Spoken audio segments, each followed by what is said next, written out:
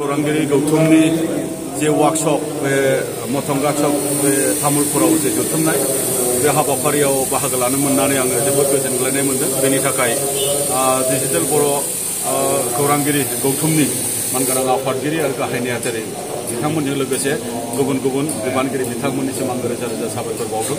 आङो बेखौनो बुंगोन जे दिनै जे जोंनि लाइमोन माने सेंग्रा सिख्लाफोरा जोंनि हारिनि जे मोनसे गोनांथि जे मेडिया बेखौ आबुंथारै नङाब्लाबो बबेबा मोनसे लेभेलसिम माने सुंथानो थाखाय जे बिथांमोना गावसोरखौ बावसोमदों। गावसोरखौ बावसोमनायनि गेजेरजों डिजिटेलनि जे मोनसे आशीर्बाद बा डिजिटेलनि मोनसे एडभान्टेज बेखौ लानायनि गेजेरजों पर्टेल माखासे चेनेल माने बा ब्लग माने चेनेल खुलिनायनि गेजेरजों जे जोंनि हारिनि गुबुननो फोरमायनो गोनां बाथ्रा, गावजों गाव फोरमायनो गोनां बाथ्रा, सरकारनो फोरमायनो गोनां बाथ्रा, जोंनि राजखान्थियारि बा संबिजिदारि माखासे मोननो गोनां बाथ्रा, नैबे बाथ्राफोरखौ गुबुननो मिथिहोनांगौनि थाखाय जे जों बबामोन बे समाव जोंहा गावहानो मोनसे राव, गावहानो मोनसे मिडिया बा गावहानो मोनसे चेनेल दिनै जोङो जोंनि लाइमोनफोरनि नाजानायनि थाखाय दिनै दङ। बेनि थाखाय बेनि गेजेरजों जोङो दिनै फोरमायनो नाजादों। बेनि थाखायनो आङो बिथांमोननिसिम आङो रोजा रोजा साबायखर बावदों।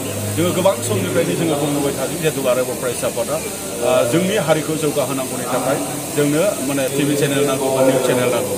जेरै मोनसे हादरखौ जौगाहोनो थाखाय माने 4 पिलार जेरै लेजिस्लेटर, डेम'क्रेसि बा दिनै माने एक्जिकिउटिभ बा मिडिया बेखौ नांगौ जायो।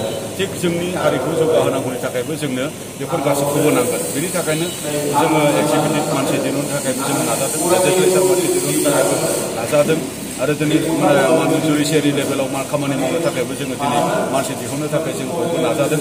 आरो दिनै मिडिया हाउस जोङो बेबायदि फुल प्लेजेड बेबायदि नङाब्लाबो डिजिटेल मिडियानि गेजेरजों जे जोंनि लाइमोनफोरा जेबायदि सिगांदों बेनि गेजेरजों जों जथेस्थ' जों मदद मोनदों। बेनि थाखाय बिथांमोननिसिम रोजा रोजा साबायखर बावदों आरो बिथांमोननि लामा दावगालांबाय थानायाव दुलाराय बर' फरायसा आफादा जेब्लायबो मदद खालामगोन। आरो दिनै जोङो मादों जोंहा गोबां बेबायदि जेंना जेंनाफोर थायो जेराव माने गुबुननि बांद्राय एटेनसन मोननो नागिरा। दा बेबायदि समाव जोंनि बे माने पर्टेल निउस चेनेलफोरा जथेस्थ' माने मदद होदों जोंनि थाखाय। बेखिनि बाथ्राखौ आङो दिनै मोनदांदों। दा बेवहायनो लाइमोनफोरखौ मोनसे खावलायनो लुबैदों, बियो मोनसे दिनै माने केरियारबो जानो हायो।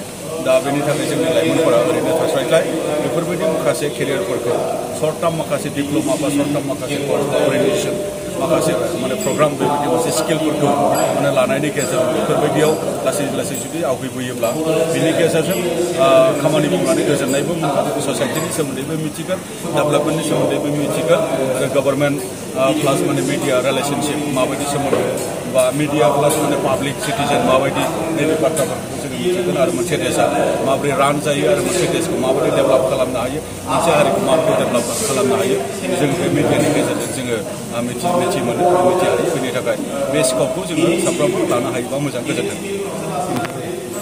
थाखो 8, 9 आरो 10 नि फरायसाफोरनि थाखाय मोनसे गोनां फोसावथाय। इम्पल्स आसामआ नोंथांनि थाखाय होदों अनलाइन टिउसन एप्सनि सुबिदा। बर' आरो एसामिस मोन्नैबो बिजोंनि 8, 9 आरो 10 थाखोनि बिगियान, सानखान्थि आरो इंराजि आयदायाव अनलाइन टिउसननि सुबिदाखौ होगोन। मोनफ्रोमबो आयदायाव दान मोनसेनि फिसआ 250 रांल' जागोन। 12 दाननि थाखाय फरायसानि अनलाइन टिउसनआ सोलिगोन। इम्पल्स आसाम अनलाइन टिउसन एपआव live class, online test, online assignment आरो डाउट क्लियारिं सेसननि सुबिदा मोननो हागोन। इम्पल्स आसाम अनलाइन टिउसन एपआव रोंगौथि गोनां एक्सपिरियेन्स फोरोंगिरिफ्रासो फोरोंगोन। गोसो गुदुं फरायसाफ्रा गाव गावनि मबाइलाव गुगल प्ले स्ट'रनिफ्राय इम्पल्स आसाम एपखौ डाउनल'ड खालामनो हागोन। लोगोसेयैनो 8099334099 जानबुं अनजिमायाव थोंजोङै जगाजग खालामनो हागोन।